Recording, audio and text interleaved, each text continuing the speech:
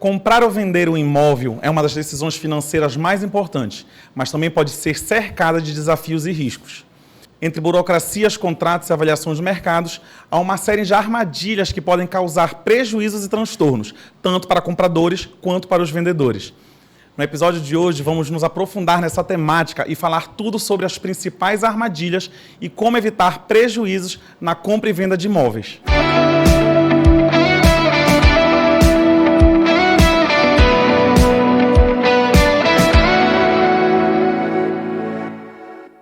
Conhecer os principais problemas e como evitá-los é essencial para garantir uma negociação segura e bem-sucedida, desde a escolha do imóvel até o fechamento do contrato. E para essa conversa, o nosso entrevistado de hoje é José Maria Moés, especialista em direito imobiliário. Seja bem-vindo ao Morar Bem, José. Kaique, uma satisfação muito grande estar aqui no Morar Bem.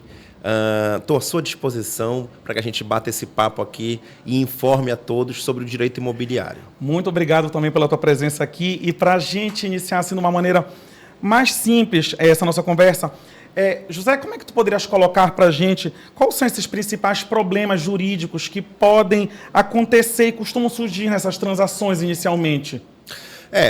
Existem vários tipos de transações imobiliárias. Por exemplo, um aluguel é uma transação imobiliária. Porém, especificamente na questão de compra e venda, pode acontecer diversos problemas se a pessoa não tiver aquela cautela na hora da compra e venda, aquele cuidado na hora da compra e venda. Por exemplo, quando você vai comprar um imóvel, você tem a obrigação, você comprador, de verificar, por exemplo, como é que está o IPTU daquele imóvel. Né? Se for um imóvel em um prédio edificado, ou seja, se for um apartamento, como é que está aquele condomínio? Será que está em dia? Será que não está? E, principalmente, como é que está aquela certidão de registro do imóvel? A certidão de registro do imóvel é o raio-x inicial da legalidade, do pontapé inicial da legalidade daquela transação imobiliária. Para a gente entender como é que está a saúde, né? Igual um paciente, né? Essa saúde daquele imóvel. Que era exatamente essa pergunta que eu já ia te fazer. Quais seriam esses cuidados que a gente deve tomar nessa análise de documentação para evitar essas surpresas desagradáveis? O principal documento numa compra e venda, seja apartamento, seja um terreno, ou seja uma casa horizontal, é tirar o principal documento, o primeiro documento a ser tirado é a certidão de registro do imóvel. Por quê? Porque é nessa certidão que vão aparecer os problemas. Se o imóvel está no nome de quem está vendendo para você, se há uma penhora, por exemplo, de banco naquele imóvel, ou se há uma penhora de IPTU, por exemplo, ou seja, se há um ônus, que a gente chama, naquele imóvel. Então, o principal documento, eu vou querer comprar um apartamento, por exemplo. Qual o primeiro passo? Passo inicial, tirar uma certidão atualizada do registro de imóvel. Tá? É lá que vão estar todas as informações daquele imóvel para que eu saiba como é que está a saúde, como você bem disse, usando uma metáfora maravilhosa, como é que está a saúde daquele imóvel. Que aí a gente tendo essa documentação em mão, a gente vai ver se ele está totalmente livre de dívidas, IPTUs e todos esses afins. Exatamente. Eu costumo brincar, se você me permite, fazendo uma comparação. Quando a gente nasce, a gente tira uma certidão de nascimento. E, ao longo da vida, essa certidão vai registrando todos os atos da vida civil. Então, se eu casar, a certidão de nascimento vai se averbar o meu casamento. Se eu me divorciar, vai averbar o meu divórcio e assim por diante. O imóvel é a mesma coisa, só que a certidão de nascimento do imóvel é a certidão que eu falei de registro de imóvel. A partir dali, se tiver penhora, se tiver financiamento, tudo vai ser averbado naquela certidão. Então, a gente encontra isso tudo muito bem descrito na certidão de registro de imóvel. Perfeito. Agora, olha só, José, me diz uma coisa. Quais são os maiores erros que as pessoas acabam cometendo ao assinar um contrato desse de compra e venda sem uma orientação jurídica, né, especializada nesse caso, né, especializada? O principal erro é exatamente a pessoa que vai comprar um imóvel e não tira essa certidão de registro de imóvel. Parece assim um absurdo. Mas como é que a pessoa vai comprar um imóvel e não tira o principal documento, a certidão que está lá, o raio-x do que aconteceu naquele imóvel? Mas acontece de maneira muito comum.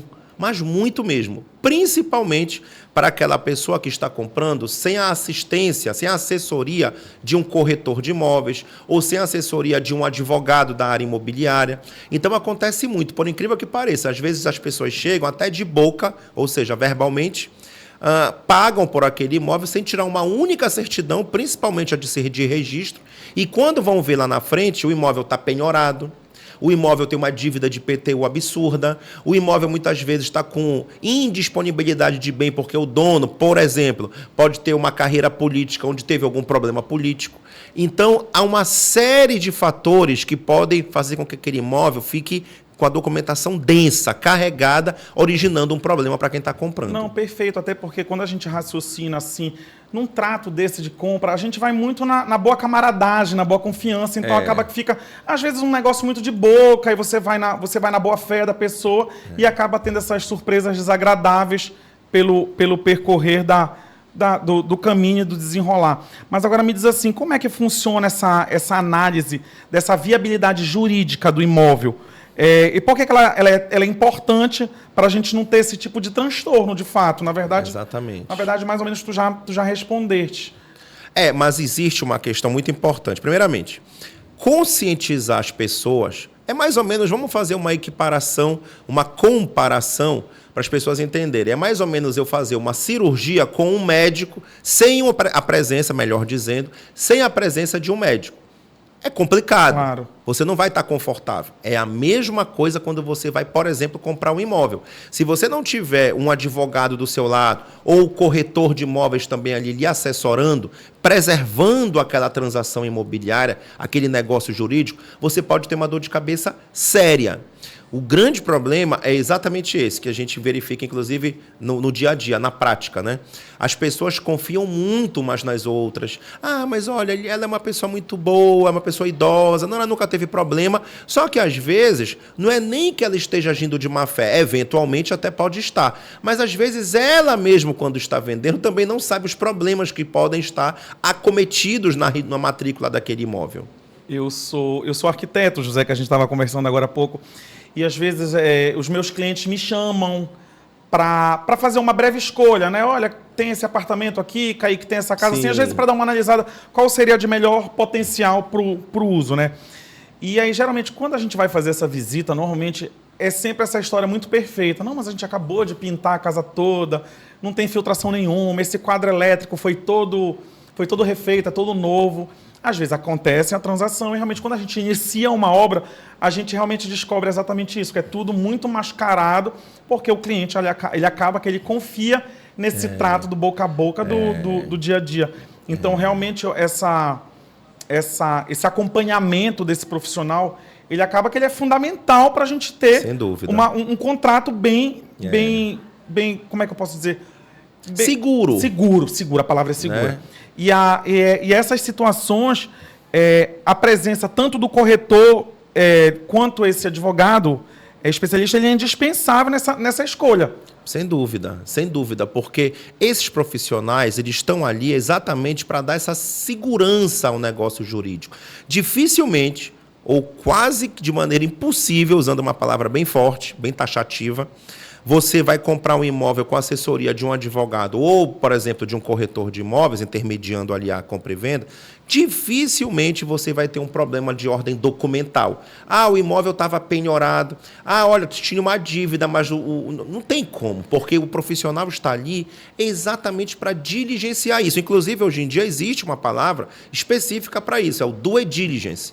Né? Então, por exemplo, eu vou comprar um imóvel. Eu contrato o corretor de imóveis ou eu contrato um advogado para fazer o due diligence. O que é isso? É exatamente essa verificação de toda a situação do imóvel para que aquele negócio possa ser concretizado. É como se fosse uma consultoria prévia, pré-negócio, pré-fechamento de negócio. Eu te dou até um exemplo na minha situação. Sou arquiteto, então eu não consigo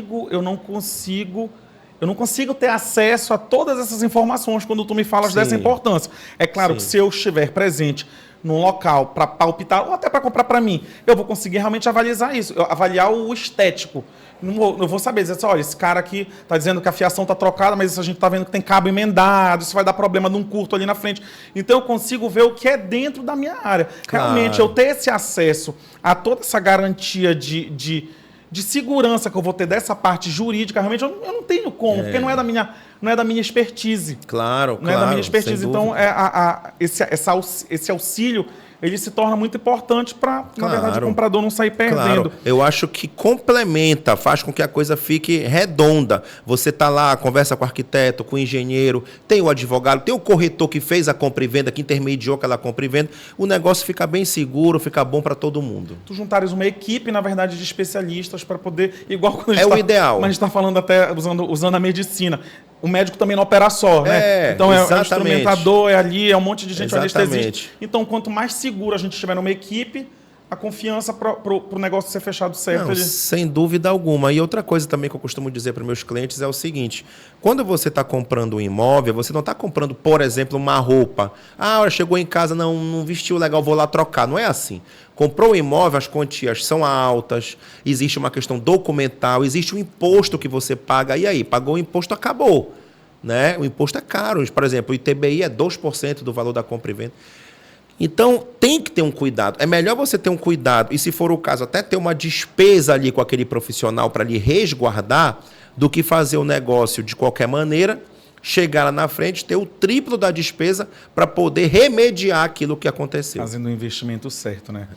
E, na verdade, quando a gente trata dessa compra e venda, quais são essas obrigações legais do vendedor, na verdade? O que ele tem que, nesse momento dessa venda, qual é a obrigação legal dele? Quanto à documentação e essas condições do imóvel? O vendedor, ele está lá para vender o imóvel. Quando a pessoa vai comprar, que aparece o comprador, o vendedor ele tem que disponibilizar os documentos que comprovam que ele está apto a vender aquele imóvel, ou seja, que ele é o proprietário do imóvel. Então, ele tem que disponibilizar essa documentação. Voltando para o início da nossa conversa, o principal documento é a certidão de registro de imóvel. Mas todos os imóveis, todos no Brasil inteiro, têm certidão de registro de imóveis? Não. Nem todos os imóveis são legalizados. Então, quando você vai comprar um imóvel, por exemplo, que não está documentado, tá? Ou seja, ele não tem um documento legal, que é o registro de imóvel, você tem que se cercar ainda mais de documentos para comprovar que aquela pessoa que está lhe vendendo é pelo menos o possuidor daquele imóvel, o famoso posseiro daquele imóvel, né? Mas olha, eu morei aqui 40 anos, eu tenho um recibo de compra e venda, o IPTU é no meu nome. Ok, mas você tem um registro de imóvel no seu nome? Não. Então, amigo, você é posseiro. Infelizmente, você é posseiro. Eu vou comprar sua posse e vou legalizar a propriedade no meu nome, se for o caso, por uso capião, por várias coisas, por vários instrumentos jurídicos. Então, o vendedor ele tem que disponibilizar a documentação que comprove que ele é o vendedor legítimo. E cabe ao comprador, devidamente assessorado, também solicitar os documentos certos para que aquela compra e venda saia de maneira legal. Mas era exatamente essa pergunta que eu ia te fazer, que até foge daqui do... Mas essa obrigação desse registro é de obrigação do vendedor apresentar ou não? Eu que posso fazer essa solicitação e eu buscar através das minhas pesquisas? Não necessariamente, porque o que acontece? É claro que a boa-fé é um dos princípios que norteia uma relação jurídica.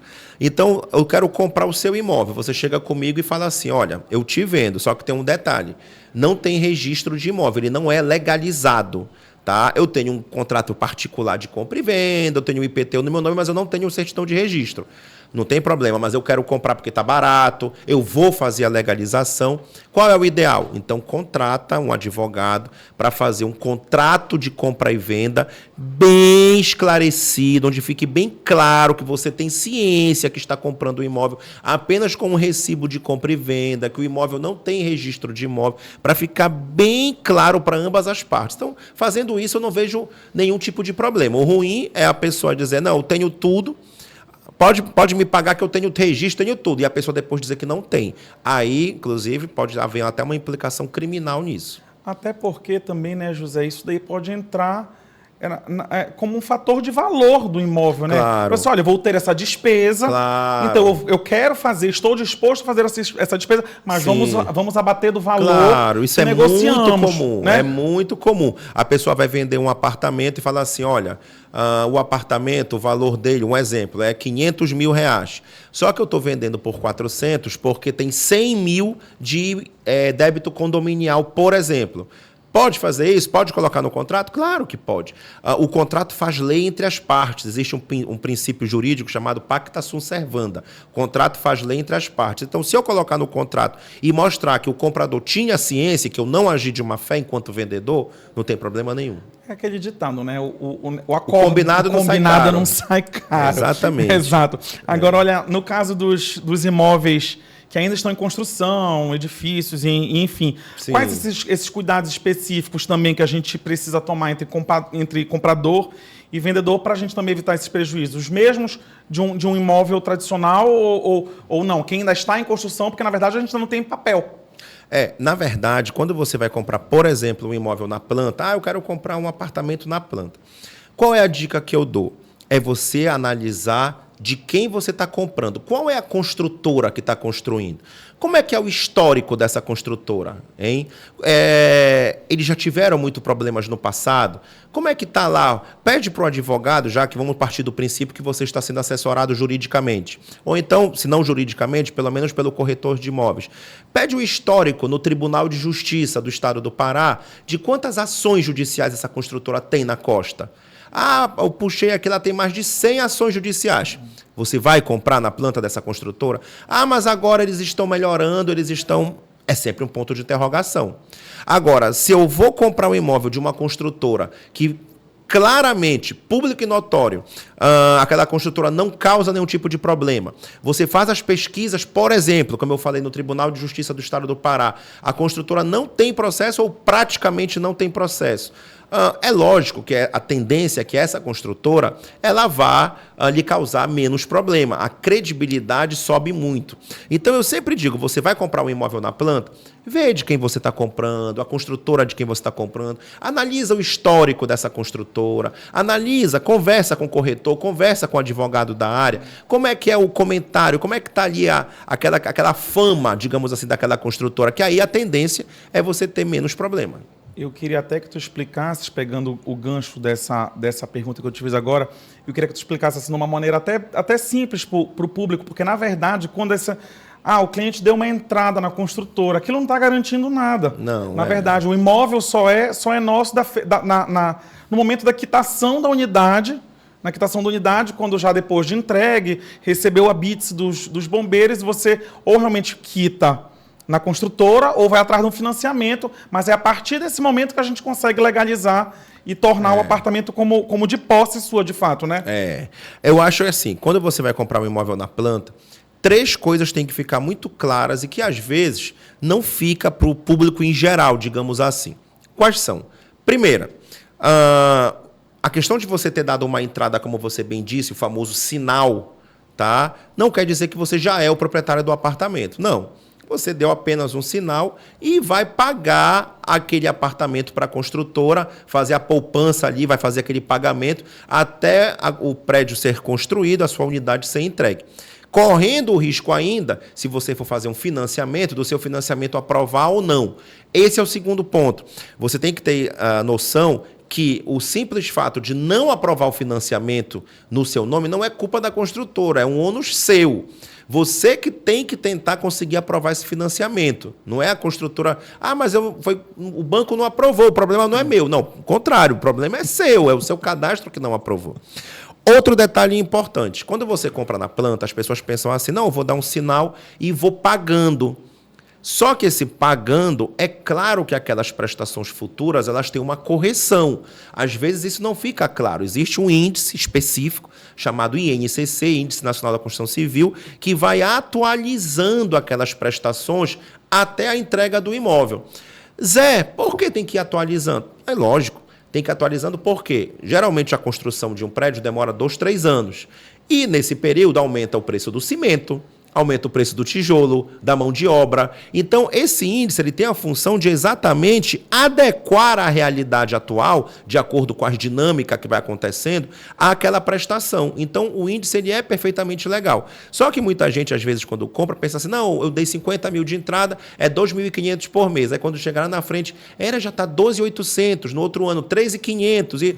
Não, é porque vai atualizando pelo INCC até o momento da entrega do imóvel. Depois que entrega, não pode atualizar por esse índice. Existe um outro índice que atualiza caso haja algum atraso ali de pagar a parcela final ou de fazer o financiamento. Perfeito. É uma dúvida muito constante, porque realmente às vezes as pessoas pensam, mas eu já dei 50%, ou então quero destratar, e acaba que sempre gera, ele pede, né? Porque às vezes não lê o contrato, não vai receber os 50%, às vezes de volta do que ele deu de entrada, porque desistiu. Essa questão do distrato ela é muito importante.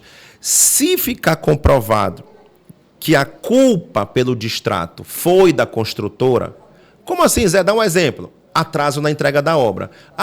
Nós temos aqui em Belém atrasos homéricos, atrasos recorde nacional de atraso, né? Então, se atrasou a obra e eu não quero mais, a culpa foi da construtora, ela atrasou a obra, eu posso exigir até os 100% do que eu paguei. Existe uma discussão hoje em dia em relação a isso, tá? Se a construtora cumpriu com todo o cronograma, tá tudo redondo, não houve atraso, não houve nada, mas eu não quero mais, não me interessa mais, eu desisti, eu quero desistir, eu tenho que ter ciência que óbvio que eu vou pagar sim uma multa por eu estar desistindo, eu não vou receber meu dinheiro de volta que eu paguei, eu vou ter uma multa ali porque eu estou desistindo, né? Então isso é bom saber também, porque tem muita gente que pensa assim, eu não quero mais pagar, eu quero meu dinheiro todo de volta. Não é assim. Se é você que está dando causa e não a construtora, você vai pagar sim uma multa, a multa do distrato, que dependendo de como for ali, chega até 50%.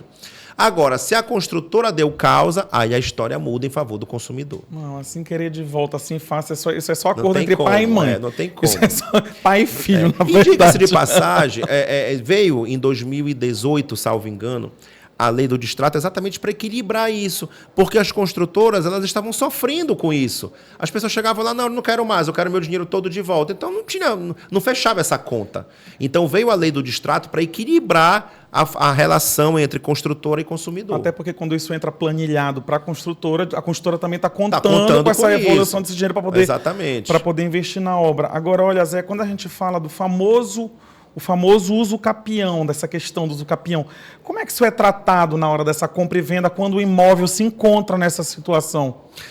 O uso capião é uma modalidade de você adquirir uma propriedade, tá? Então, por exemplo, vamos supor, eu moro num imóvel há 20 anos, o imóvel era do meu pai, ele deixou para mim, eu estou aqui há 20 anos nesse imóvel.